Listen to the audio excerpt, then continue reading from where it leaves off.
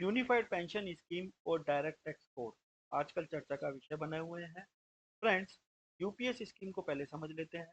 अगर आप government employ हैं और 10 से लेके 25 ईयर के बीच में आपने गवर्नमेंट सर्विसेज कंप्लीट कर ली है, तो आपको एक मंथली पेंशन रिसीव होने वाली है।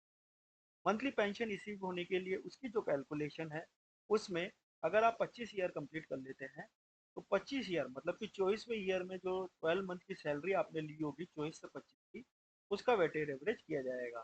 फॉर एग्जांपल 60,000 पर मंथ था, और 12 महीने में ही अगर 60,000 चल रहा है तो उसका एवरेज 60,000 ही आएगा। उस केस में आप 50% पेंशन के लिए एलिजिबल हो जाओगे, जो 30,000 रुपये पर मंथ आती है। ये कब है? जब आप 25 ईयर कंप्लीट कर लेते हैं। फॉर एग्जाम्पल अगर आप 25 ईयर से लेस देन सर्विसेज कंप्लीट करते हैं और रिटायर हो जाते हैं, 16 ईयर जैसे आपने कंप्लीट किया, तो 16 को 2 से मल्टीप्लाई कर लीजिए, वो आता है 32। तो यहाँ पर 32% के लिए आप एलिजिबल हो जाएंगे, मतलब कि जो 60,000 है, इसका 32% 19,200 आपका अमाउंट मंथली पेंशन आएगा। ये जो 60,000 है, ये 15वें ईयर से 16वें ईयर मतलब उस 12 महीने में आपने जो सैलरी ड्रॉन की है, उसके बेसिस पे कैलकुलेट होगा। फ्रेंड्स, अगर डिजीज हो जाती है एम्प्लॉय की, तो उसकी जो फैमिली है उसको 60% ऑफ एलिजिबल पेंशन मिलेगा। मतलब कि जो ये 30,000 रुपये पर मंथ आ रहा था, इसका 60% 18,000 रुपये आपकी फैमिली को मिलने लग जाएगा। मिनिमम पेंशन 10,000 है। मतलब कि अगर आपने सर्विसेज कंप्लीट कर ली 10 ईयर्स की और आप रिटायर हो गए, और कैलकुलेशन से फॉर एग्जांपल 8,000 आ रहा है, स्टिल आपको 10,000 रुपये ही मिलेंगे। लमसम पेमेंट की फैसिलिटी अवेलेबल है, जो कि आपकी डीए और बेसिक सैलरी का 1/10 होगा। और जो भी आपने कंप्लीटेड किया है ईयर, उसका 6 मंथ के अकॉर्डिंगली होगा। तो मतलब अगर आपने 10 ईयर कंप्लीट किया है, तो आप इसको 2 से मल्टीप्लाइड कर दीजिए, जो कि 20 आएगा।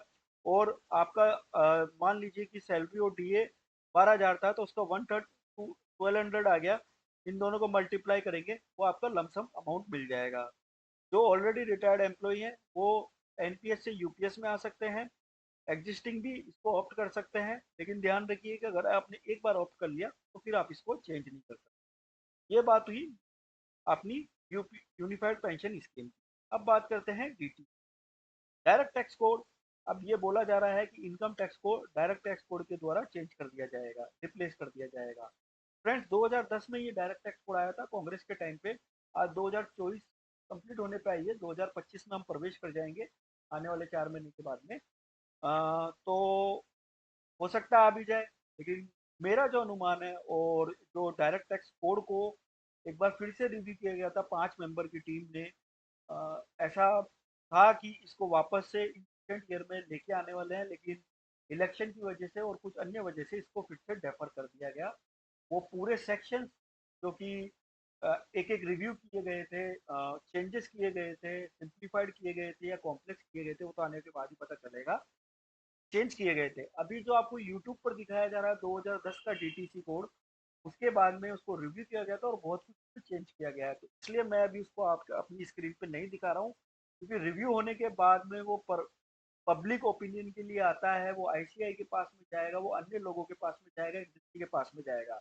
ऐसा नहीं है कि 1 अप्रैल 2025 से उठा के ये बोल दिया जाए कि ये डायरेक्ट टैक्स कोड है और इसके अकॉर्डिंगली आप सब अपना अपना जो भी एग्जिस्टिंग सिस्टम है उसको चेंज कर दो। मेरे हिसाब से आएगा, लेकिन बहुत टाइम लगेगा। 1 अप्रैल 2025 से आना मेरे लिए, मैं जितना समझ पा रहा हूँ, थोड़ा डिफिकल्ट हो जाएगा, क्योंकि इंडस्ट्री को अपने फाइनेंशियल जो अभी वो इतने टाइम से बनाते हुए आ रहे हैं, इनकम टैक्स जो इतना टाइम से चला हुआ आ रहा है, उन सबको एकदम से चेंज कर देना और उनको बिल्कुल भी टाइम नहीं देना, मेरे हिसाब से थोड़ा सही नहीं होगा। जैसे जीएसटी आया था, मिड ईयर से आया था, वैसे ही हो सकता है कि 1 अप्रैल 2025 से नहीं आके 1 सितंबर 2025 से आए, या 1 दिसंबर अपना 31 दिसंबर 2025 के बाद में आए, या हो सकता है 1 अप्रैल 2026 से आए। बट डीटीसी जो आएगा, अगर एक छोटा सा भी चेंज होगा, तो वो हमारे लिए बहुत बड़ा चेंज हो जाएगा, क्योंकि हमारी इनकम टैक्स रिटर्न फाइलिंग उसके ऊपर डिपेंड करेगी, एग्जाम्शन डिपेंड करेगी, इंडस्ट्री को जो मिलने वाली एग्जाम्शन हैं, डिडक्शंस हैं, बेनिफिट्स हैं, और बहुत सारी चीज़ें हैं। वो एक साथ अगर पूरा इनकम टैक्स जो है चेंज होगा, तो काफ़ी डिफिकल्टीज फेस होंगी। जैसे कि जीएसटी, अभी तक लोगों ने रिटर्न फाइल करना या रिकन्सिलेशन तो अपने कंट्रोल में ले लिया है, लेकिन जो प्रोविजंस हैं, जो इफ एंड बट्स है, उनको आज तक अच्छे अच्छे लोग नहीं समझ पाए हैं। इसलिए मेरे हिसाब से डीटीसी अपने आप में बहुत बड़ा चेंज है। 1 अप्रैल 2025 से आना मुझे थोड़ा सा डिफिकल्ट लग रहा है। बाकी देखते हैं, जो भी होगा देखा जाएगा। वीडियो अगर अच्छा लगा हो तो लाइक सब्सक्राइब करें। टिल देन, जय हिंद, जय भारत, धन्यवाद।